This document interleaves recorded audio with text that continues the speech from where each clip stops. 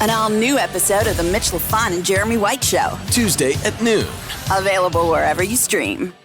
We are speaking with the one and only Tony Levin. Of course, the band Stickman is coming to Montreal on April 12th at Club Soda. You can head over to clubsoda.ca for tickets. Their latest album, released last year, is Owari, a live recording. And as we say here in Montreal, bonjour, Monsieur Levin. How are you?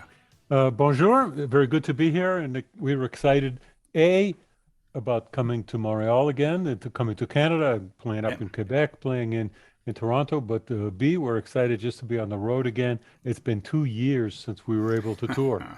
Yeah, which is amazing. Now, I'm just going to tell you this before we start.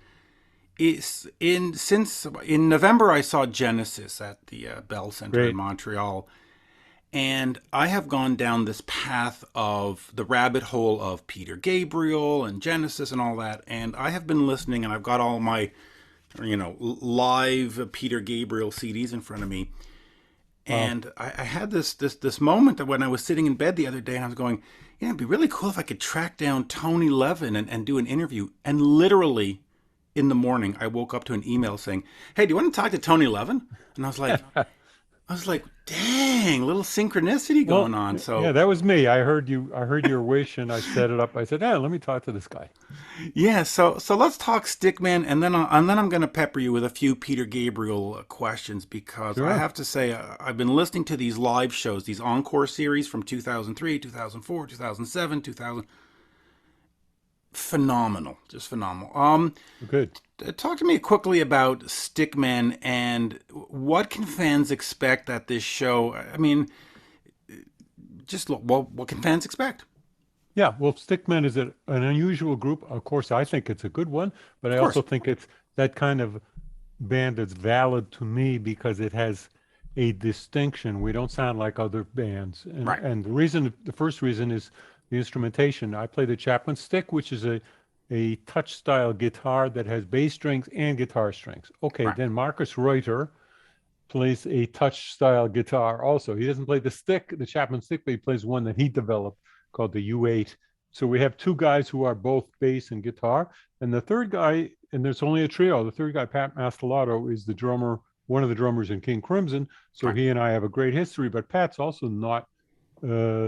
he doesn't play in the usual way because he has acoustic drums and also electronics. He's very good at the electronics. So in a way, he can sound like two or three people if he wants. He plays loops and samples and things like that. So you got three guys challenging themselves to be good musically and to use these unusual instruments to get a distinctive sound. And hopefully, I can't say up to the listener, but hopefully our compositions are also very valid. And very often in the show, for fun, we'll do King Crimson material because, of course, two of us just came off a King Crimson tour, always, me and Pat. And also, what a challenge and what fun to do as a three-piece, do something we just did as a seven-piece and give ourselves that extra challenge. So that's what Stickman's about. Yeah, and I'm going to go very light on the King Crimson questions because being in Canada, you worked with Gowan, and so I need to cover that. And of course, I'm a big Alice Cooper fan. You played with Alice, and like I said, I'm down the rabbit hole of Peter Gabriel, so I got to go there. In terms of the show, though, I've had a chance to look at video and watch video from past shows and past tours. There is a great part of improvisation that goes on because you don't really play the same thing the same way. Talk to me about how you approach it musically, because it's not on a grid with Pro Tools and here are the same 15 songs. There is sort of a breathing space, which I'm used to here in Montreal with like a guy like Frank Marino, which you never sort of never know where he's going to go. Yeah, we're a little more structured than that, but within each piece, there's plenty of room to change. There's the basics that we're not going to change, but plenty of room to change. But also we like to improv, by which I mean completely, I don't mean jam on a blues, but completely improvise. And some of our pieces, maybe 1 out of 10 of our pieces, if you were to write it out in the middle, it would just say open, the word open, and we can play whatever we want, and we do. So some past tours we've done quite a bit of that. We could do the whole night of just improv, but we don't want to. And some tours we've done quite a bit of it. This tour, I specifically am trying to hold it down to 2 or 3 pieces that have open improv in the middle of them. They have structure at the beginning and end. And the reason for that is we have a lot of new material. We haven't been just sitting on our butt for the last 2 years. We have new material, and we'll have in fact, a new EP with us called Tentacles. And I want to play quite a bit of material from that of the new pieces. In addition, of course, play some of our past Stickman material. And of course, we'll do some King Crimson music. Well, since we're talking about live, let's quickly talk about the live album Owari. I've had a chance to listen to it, and it came out, I guess, in end of 2020 or 2021, right?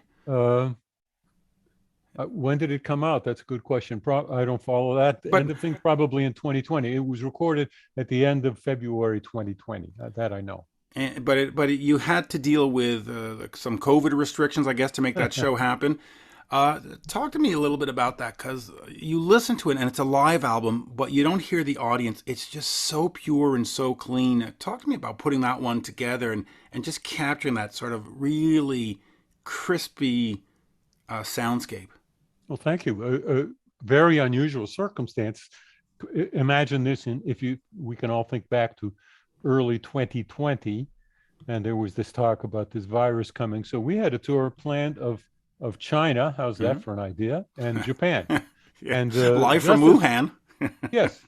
So those were the flights booked. Japan, Tokyo for a few in Japan, and then China, and then come home.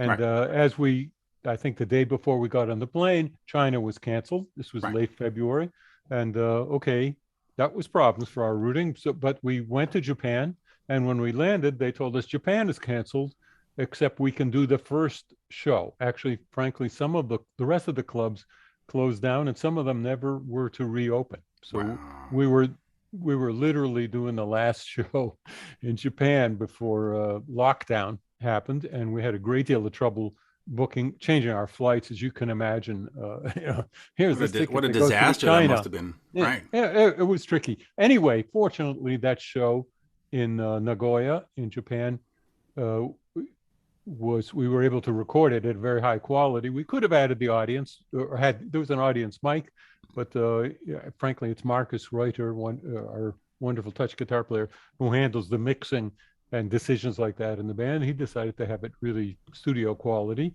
And very interestingly, we had asked to join us on that tour of was going to be Japan and China, Gary Husband, a remarkable drummer and keyboard player, wonderful player. And gosh, one thing you don't want to do, let me tell you, as a musician with a lot of experience, you don't want to learn a whole show worth of new material and only get to do it once. So that's, unfortunately, Gary went through weeks or months of learning really complicated stuff, which is easy for him because he's a fantastic musician, but still a lot of tricky stuff. And he added a great deal to it. So that the Owari album is not only the live tour, but it was the only show of the live tour, but it's Gary's first and last show with Stickman as our guest. And we have in the past added a fourth member for a little tour, and we usually record it for fun. Sometimes it's a violinist, sometimes it's a flute player, sax player.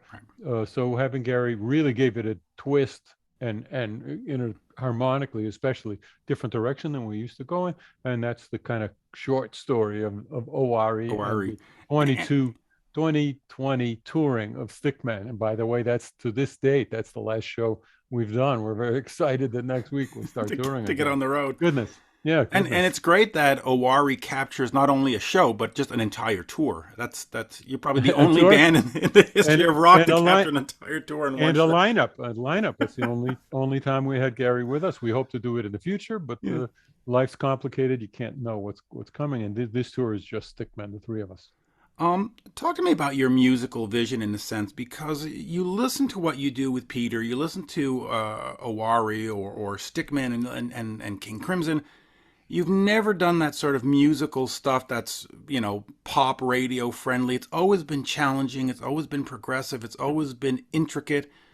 Talk to me about going down that path and not just going, you know what, I'm just going to play on Britney Spears records and I'll sit back and, talk to me about the challenging music rather than just, here's a simple bass line for pop. Very interesting question. It's a very interesting subject. Really, I don't think I've thought about it or spoken about it, but it's not what you would think. At least, Right. well, I can only speak about myself. Of Of course, course. I'm no expert at all the progressive music. So I fell into progressive rock. I have done a lot of recording in my life, a Hmm. lot, and That's an I hour I show all by itself to list all yeah, your albums. It's ridiculous. yeah, but I don't judge the style of it, and I don't choose the style of it. Well, nowadays I listen to it first, and if I don't want to play it, I don't want to play it. But in the old days when I was a studio player, I just try to do the best I can for that music, and that leads me to the style that it's in. For instance, on John Lennon's album, on the Double Fantasy album, I wasn't trying to play like it was a Peter Gabriel, like, oh, what's some Right. bizarre instrument I can bring to this to take it in some different direction. I was hearing Beatles-like songs, and I was thought, gosh, I'm lucky to be one of the 1,000 bass players who could do this in this style, and I will do it as well as I can. So anyway, I wasn't out of the cradle hell bent to play progressive no matter what. And very luckily, in the 70s, I fell into the Peter Gabriel band and the Peter Gabriel experience. And on Yeah. that same day in Canada, by the way, in Toronto, same day I met Peter Gabriel, I met Robert Fripp in Wow. 76. And remarkably, I'm still making music with both of them, and I'm still good friends, obviously, after all these years, and a lot of shows with both. So I fell into the progressive genre, and it really appealed to me. Having started as a classical player, there's something in common with that way of thinking. Uh, so it was comfortable, and to this day, I do.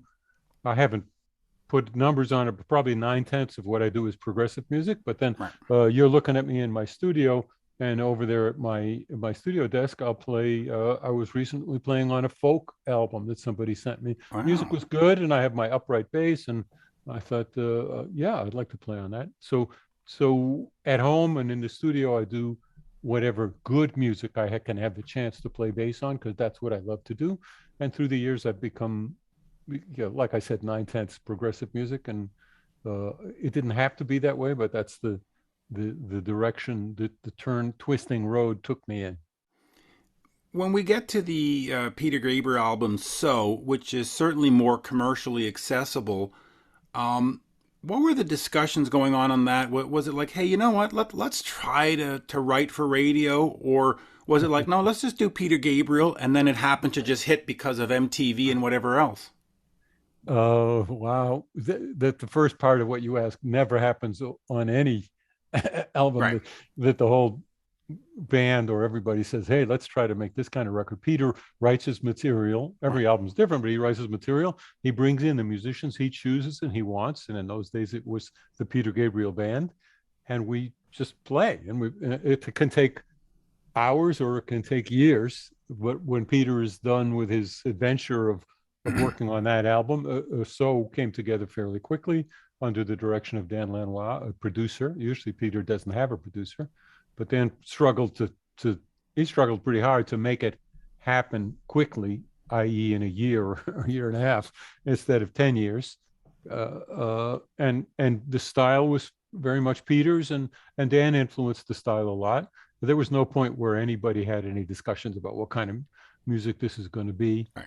And if they did, it wouldn't have been with me. It would have been Dan and Peter. Maybe Right. I doubt if they had that discussion either. So there was no intention to make it more MTV friendly. Excuse me. I think I can tell you a story about Right. the piece Sledgehammer. Uh, and I hope, let me say this, I hope I'm accurate, but because Right. I've learned in my elder years that memory is a funny thing. And So have sometimes, I, and I'm not as old as you. okay, yeah, sometimes two people will remember the same thing quite differently. Of My course. recollection of the piece of Sledgehammer, we had finished recording the album and we're literally packing up the drums on the last night. And Peter said, I have this piece uh, kind of started, and would you mind doing a take, because the next album after this, maybe I'll put it on. Okay, so we did, and instead of spending a week on it, we spent an hour on it, and Manu Katché came up with a fantastic drum feel for it. And somehow I was told that in the subsequent weeks and months, the record label heard that. And even though Peter didn't want it on the album, the record label, who think in terms, of course, of a video and a single. Of course. They think of Billboard charts. Of course. Yes, they asked him to put it on. But yes, in my experience, Peter has always had a reluctance to do anything that could be seen as trying to be a radio success. Right, which is unfortunate because he's got a great voice for it. Yes, or fortunate or not, maybe it is fortunate, but anyway, that's him. And I think what happened with that record was, in spite of Peter, it became popular. I don't think he hated that idea. I never asked him, but I know he wasn't aimed at that. And I know his instinct was to avoid that. But in spite of himself, it became popular. And in spite of himself, his audience grew huge. And the Genesis fans, who were the basis of his audience, before that kind of stuck with him, but a little reluctantly, because as you know, if you're devoted to a progressive band and suddenly they're popular, you're like, oh, this is not why I signed on to this. This is not why I became passionate about this. So that was interesting too, as the audience changed. Yeah, the Genesis fans, or the purists in 1986, between Invisible Touch and So, must have been spinning, going, what is this? Yes, stuff? But if you think about it, if you follow, I love Peter both, Gabriel, by the way. So yeah, if you follow Peter Gabriel's career, the style has changed drastically. Not on every record, but on most records. So he's invented genres, and he's gone world music, and he's been African, and the early Genesis stuff is so different than that. And in the early Peter Gabriel, the first albums, maybe the first two albums, were different than each other, but also different than what had been before. Let me just pick up on that, since you mentioned African. The one thing I get when I listen to, especially these live albums, is the absolute sense of rhythm that comes through, and it's a very African rhythm, and it just drives every song. Talk to me a little bit about that, and the importance, and what is it for you to play along to that and get into that rhythm and sort of make it a whole piece, and be able to do that, because it's fascinating when you listen in the headphones and you just hear these live shows. They're not just something thrown up on a Pro Tool grid and here you go. There's all kinds of bits and pieces moving. It's wonderful. Well, thank you. The using African or using world instruments, but especially right. African, was a phase Peter went through. Maybe he'll be that way again. I don't know. But it was, looking at his whole career, that was only some of the years. Of course, for us in the rhythm section, it changed everything. It changed the rules, and that's great. It was a kick in the butt to try to find a way to fit in with that kind of stuff, with talking drums or with 8 drummers playing African rhythms. Great challenge. And sometimes it worked in person with them in the studio, but more often Peter would record them, and then we would come in and play to that, or we would play the track, then they would play to us, then we would take out us and play to them. So that was pretty tricky. And then live, we were able to tour with Youssou N'Dour and his band, and they could play some of those instruments, not all of the ones that were on the record. So a great experience, and really it brings me back to the time, I'm not sure of the years, but the time, those years that was the sound with Peter. And it is frozen in time in an interesting way, right. And very different than what he's doing now. I can tell you that. Last September, by the way, we the same band, went in the studio and pretty much finished the rhythm tracks on a new album. So I can't predict when that will be out. But wow. And let me say also that Peter, on a new Peter Gabriel album, you mean? I'm saying that we finished the rhythm tracks on a new Peter Gabriel album, and I'm excited both as a fan and as a member of the band to see when it will come out. I have no idea, and right. I do write notes to the management every month or so saying, "Will it be this year? We don't know yet." Maybe they know, but they're not telling me. So that's exciting. But let me just say that well, no, go ahead with your question. Well, I was just going to say, has that made you a better player? Because when you get into the studio with a person like Peter, and it's different every time, you don't know what to expect. Do you ever get to the studio and go, I don't think I can do this? Or do you just say, okay, I got a job to do, and I'm going to... has it made you a better player? Has it made you change what you do, or do you just sort of have this natural talent and whatever I throw at you, you can sort of handle? Very good question. Let's forget the last part of it. I don't have this natural talent or Well, you whatever. sort of do. Yeah, but let's. I have become a better player from all of the musicians who are very good musicians that I get to play with. That Right, started including when I King was Crimson.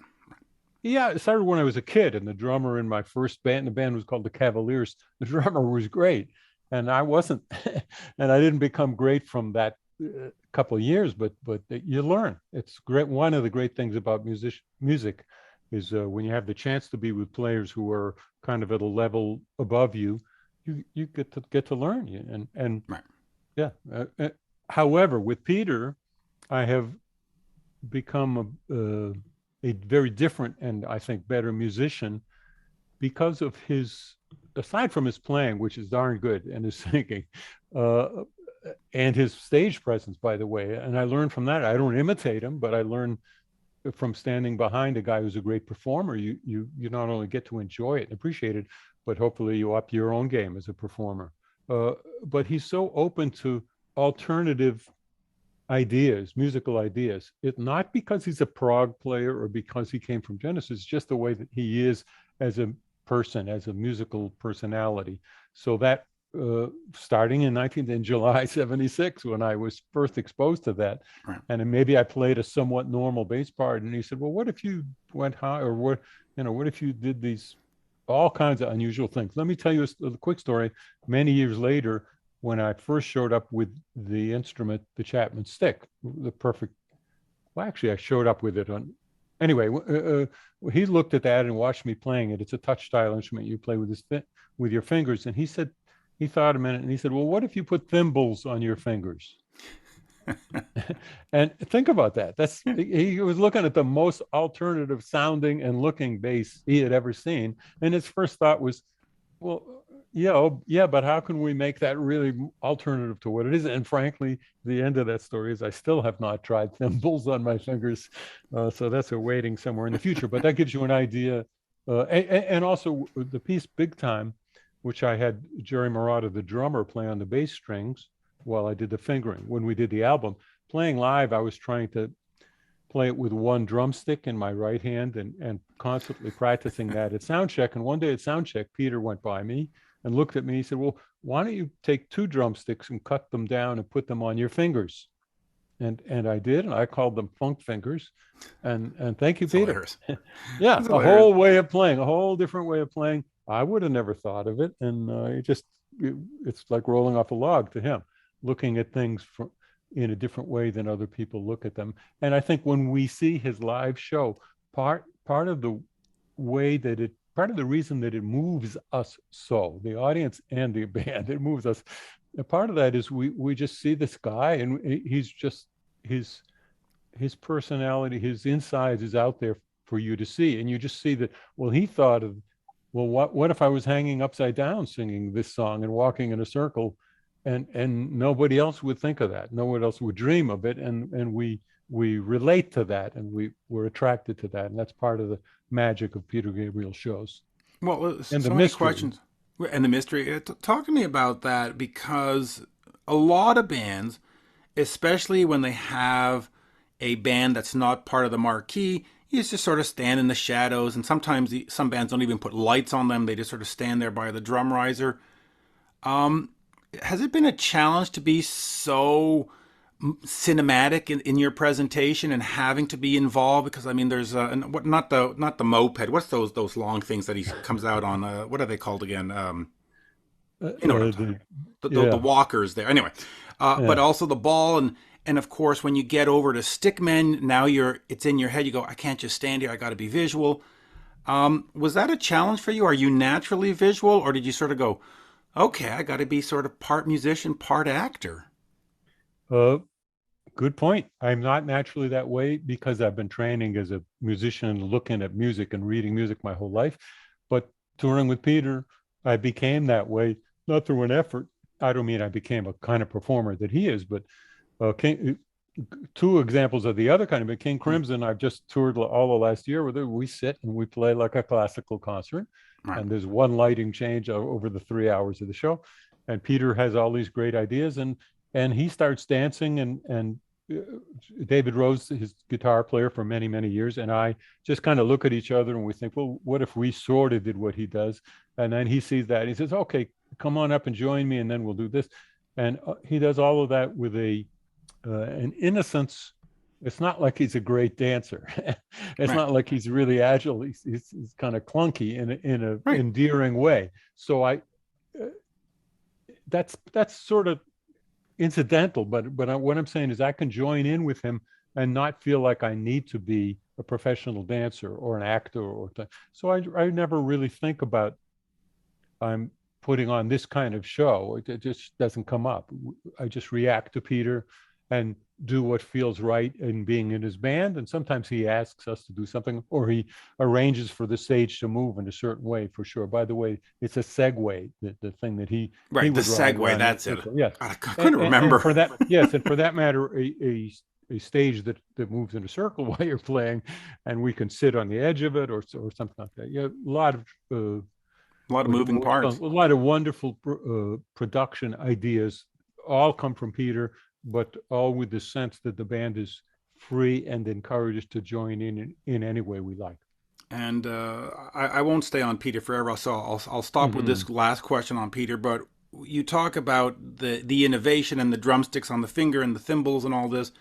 When you get to recording that one album, I guess they're all called Peter Gabriel. So, Yeah. But he says to you, we're not going to have cymbals, and we're going to have Phil Collins play, and he's not going to have cymbals. You sort of go, what now? Right. Good point. That was early on, and my friend Jerry Intruder. Murata was the drummer, Yeah. and I remember Peter saying, let's find a way No metal. to play. Yeah, no cymbals, and started a whole way of doing drum tracks on rock records for a lot of years. A lot of people, Phil for sure, but others too, and then went back off it, and that's Peter. That's Yeah. Peter. So let's quickly talk Canada. You've of course worked plenty with producer Bob Ezrin. He Yeah. has been compared to, well, he is considered a genius up there with Mutt Lange and Bob Rock and all these others.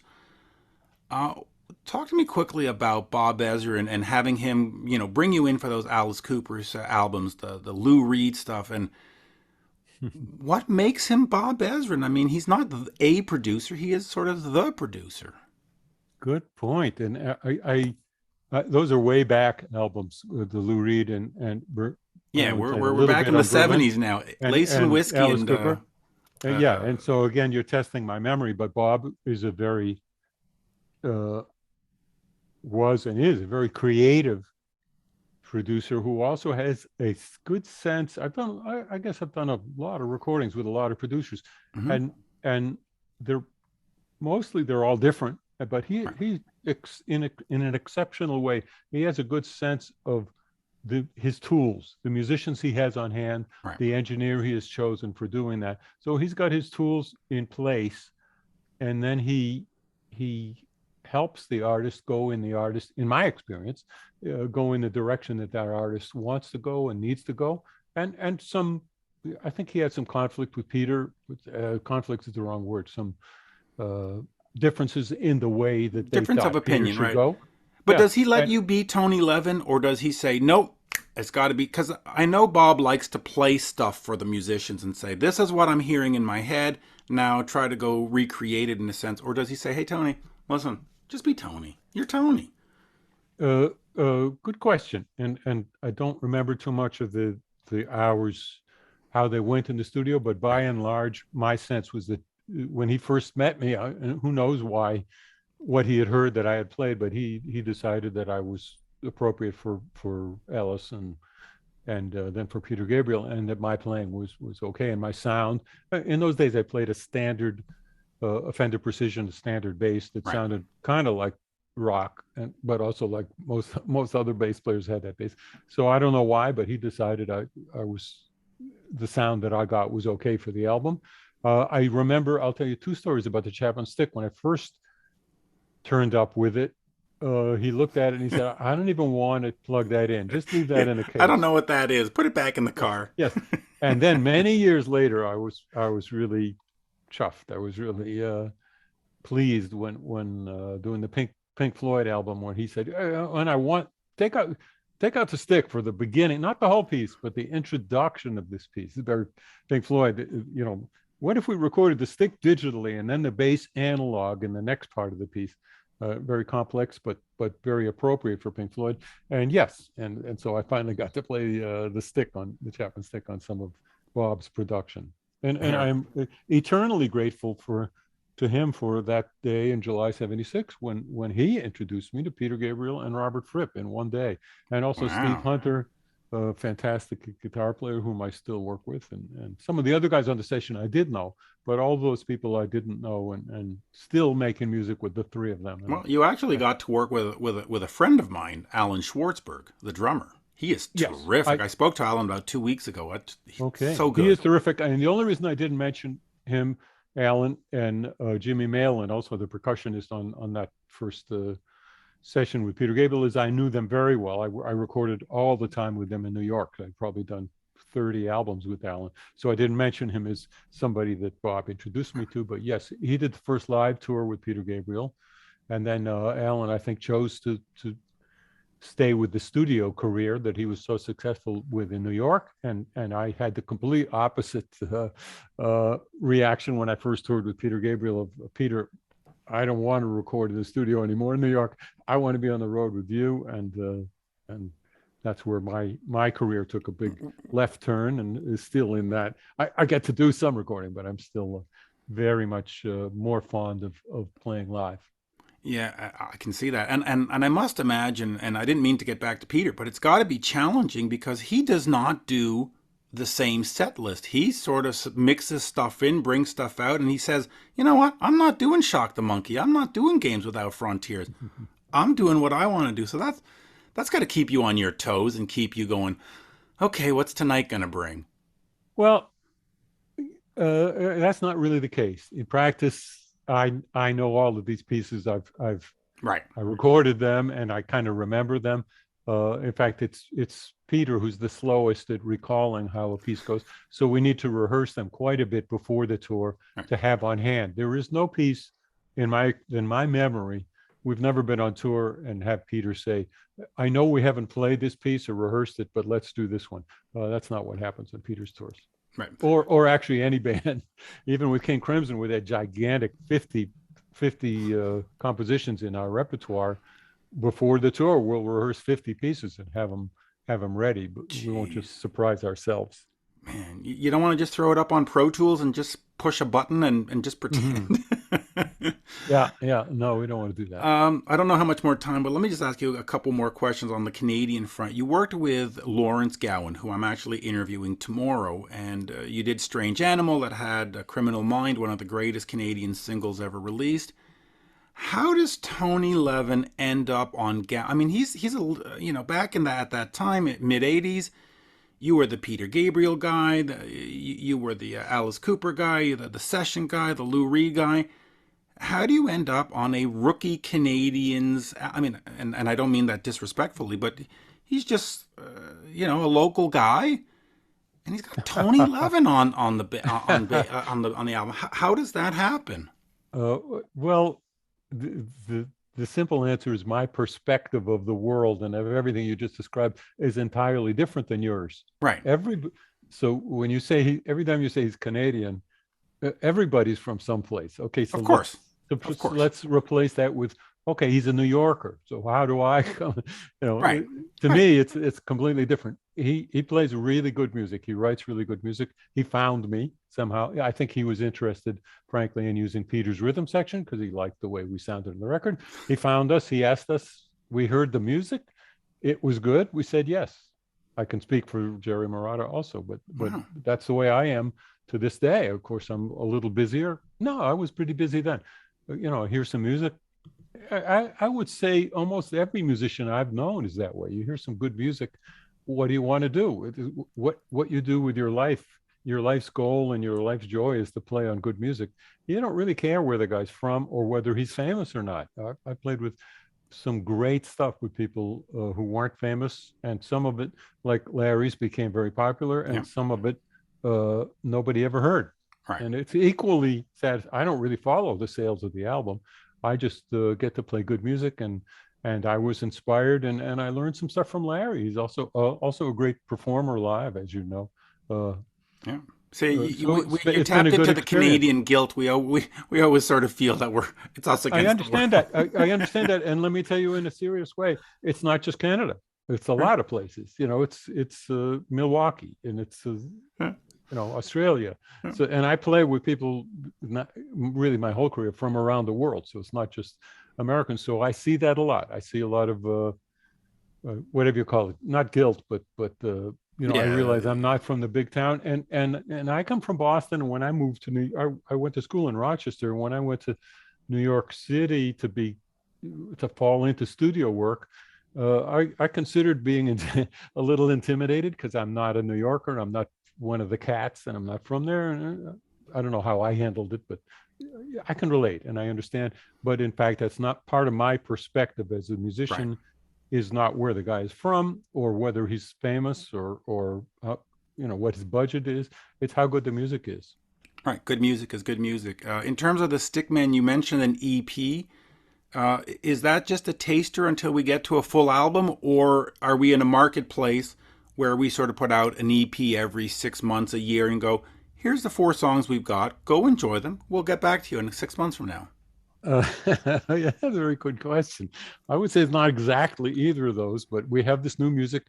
We would have liked to finish the whole album before this tour. Right. We very much want to have something on the tour, and Tentacles is 5 of the pieces that I would guess there'll be 10 or 11 of them on the full album CD release, which we hope, we tour again in the fall, so by October we'll have that done easily. So yes, it's a little of both of those, and we really want to have some new music, and it doesn't make too much sense to play the new pieces, which are our passion right now, and to not be able to let anybody hear it after the show. So the EP is partly for that reason. Yeah, here's our new music. No, you can't buy it. Right, you can't hear it again ever. Maybe next year if you're a good boy and come back to the show. Yeah, so that's called Tentacles. I'm not sure. I don't handle that end, but I don't even know if it'll be for sale on the web. But we'll have it at the gig. So if people like it enough, they'll hopefully buy it. Yeah, I got to get out to that gig in Montreal on April 12th. And by the way, I'm glad you mentioned CD because that is, of course, the best format to listen to music in. I'll just say that. Yeah. And last question, because I could do this for the next hour and a half. Very, very kind. Oh, there's so many questions. I mean, to me, we barely touched Peter Gabriel. I know to you, you're like, Jesus, this guy's only asking about Peter Gabriel. I know, but it's a different perspective. I'll finish with this. Richie Sambora, Stranger in This Town. He, of course, comes from Bon Jovi, very radio friendly, very MTV friendly, and they say, hey, let's get you in here to do this. And of course, they've got songs by Desmond Child and Diane Warren, so it's going to be a big thing. Quickly talk to me about working on that, and doing Ballad of Youth and Rest in Peace, because it's a very blues rock. I mean, it's certainly not Peter Gabriel. It's certainly not Lou Reed. Talk to me about that one.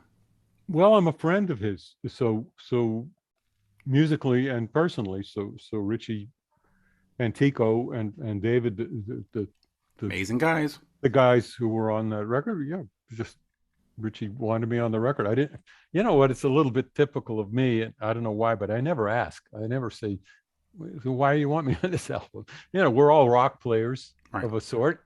And if I do more prog stuff, progressive stuff than they do, that's not an issue. I've done less progressive stuff too.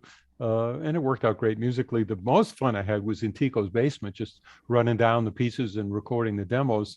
Actually getting down to going to LA and getting down to technically doing the album it was okay, and they're fun guys, but I had the most fun being in the basement with most of the Bon Jovi band and playing rock. And let me say that Richie, I'm not jealous at all. at all. Yeah, Totally. fantastic Totally singer, and jealous. fantastic guitar player, and so probably I liked the new material a lot. It was very good, but just jamming on Hendrix stuff was more fun. It was Oh yeah, fantastic. Wind Cries So, Mary. Okay, so yeah, final question then. Do you approach all these projects from Stickman to Peter to Lou to Alice to Larry Gowan all the same? I mean, you're Tony Levin and you do what Tony Levin does, or do you sort of research it and practice for it and say, okay, we're doing a Sambora record. I got to play this. How do you sort of approach it?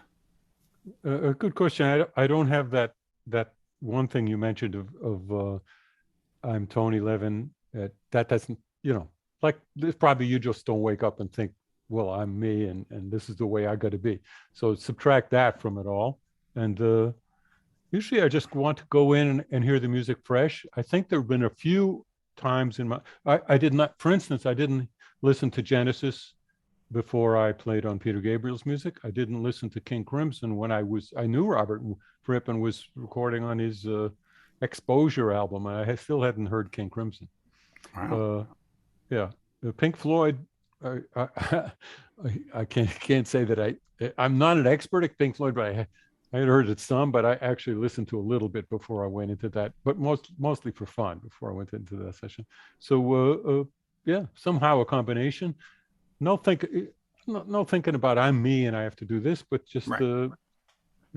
there's almost always demos you hear, and if I need to, if they say they want it in the style of Bon Jovi, that's different. Then I'll go nowadays on, well, not Bon Jovi, I wouldn't have to, but you know what I mean. If they say we're going to do this album in the style of Radiohead, then I'll go listen to some YouTube things of that. But generally, I listen to the music and I get a sense. Usually, I have to choose which instruments plural I'm going to bring to the session. Right. Can't bring them all, and I have here in my arsenal you're looking at. I have a huge choice, so I'll want to get a sense of where I'm going and pick the right couple of instruments, and that involves getting familiar with the demo and maybe asking the person a little bit, how would you feel about the upright that I played on a certain Peter Gabriel piece versus a big fat electric bass sound. Gotcha. And what was I going to say? Last one. You of course have been on a million different records. Are you like sort of like Leland Sklar, who has done a million records, but then has done a million more as a ghost? No, I don't even know what that means. So no. Being a ghost musician, have you been an uncredited musician on a bunch of albums? Not that I know of. No. No. Okay. There you go. But let me say about Lee is such a funny guy and a great guy and a great bass player. Of course, I'm a fan, and when I see him, I have an extraordinary picture. For those who haven't seen me, I'm bald, and he's got all the hair I've missed out on. So we took a picture with me seated and him standing behind me with his beard, his long beard, looking like it's my hair. So for the one time in my life, I look like I have long hair. It's one of my favorite pictures of myself. But I haven't got his book yet, and I know we both have a photo book out. This will tell you, there you go. This will describe it all. We each put out a photo book in the same year. Mine is of road pictures on the road with Peter Gabriel and King Crimson and others through the years. His is of all people giving him the finger. Famous musicians he's played with, all giving him the finger. There's a difference between us. That's great that he did that. What am I bothering with all these pictures of the scenery in Chile and in Bolivia? He's just got somebody great giving him the finger. It's fantastic. That's the greatest book, and of course I recommend all this stuff for everybody. Tuesday, April 12th, 8 p.m., Club Soda in Montreal. Head over to clubsoda.ca for tickets. And as we say, merci. And man, I've been listening to you for 4 months straight these days with all this Peter Gabriel stuff. So, well, thank you for that. Thank you for doing your homework, and thanks above all for having me on. It's a joy, and you get me thinking in different ways than I usually do.